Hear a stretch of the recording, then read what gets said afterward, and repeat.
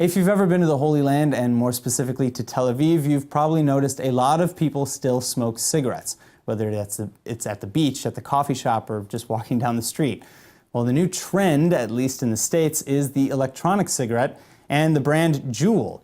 But Juul is getting into a bit of hot water here in Israel, at least, as it has in the States, and ILTV's Emmanuel Kadosh is here with the latest details. Emmanuel, what is Israel's e-cig situation? Thanks, Aaron. Like you said, the rules of, where you can smoke and can't smoke in Israel are a lot, and I mean a lot more lenient than those of the States. So you can and most likely will see people, like you said, on the streets and more specifically in public places smoking. But the e-cig trend has made its way over to Israel just last May when the San Francisco-based Juul Labs Incorporation began operating. Now, I'm sure for all our viewers in the States, they've seen at least one or two people walking around holding this matte black, slick, USB-looking device in their hands constantly. Well, apparently this move did not sit well with the Israeli Ministry of Health, which has decided to ban Juul's marketing here in Israel.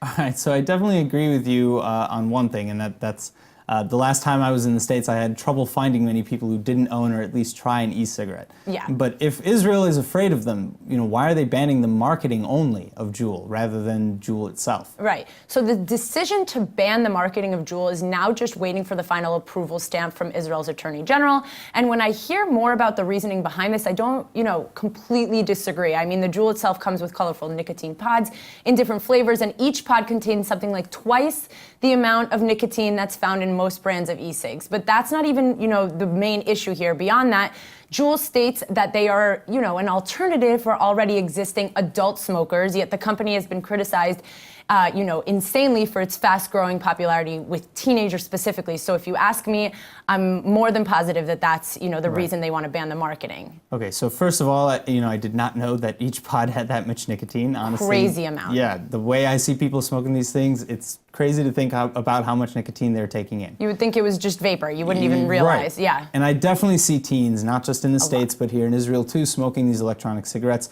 just like in the commercial, that we saw. Exactly. The issue with the teens getting a hold of this Juul is that some people say that the Juul is marketing the product as safe. So when kids see a safe smoking option and they notice that all the adults are smoking this thing, they're going to assume everything's cool and everything's okay and that they can do it, when in reality, they are highly addictive. The Juuls itself and obviously, the nicotine that comes along with it, it's a crazy dosage of nicotine. So, when they're marketing with the flashy colors and the pods and the options and the different ways that you can design it, it's definitely supposed to look, new and right. It's young, it's hip, it's fresh. It's hip, it's fresh, and it's not fresh. Yeah. Well, I think that, people just get stuck to certain trends Right. that they see happening without really being fully informed the way that they should be. Yeah. We see that especially in random web challenges like the Kiki challenge, by the way, gone wrong. Totally So wrong. this has gone very wrong. So maybe the ban on marketing for Juul isn't the worst idea in the world. And if not, at least educate the teens on the effect of nicotine and explain that this is not a safe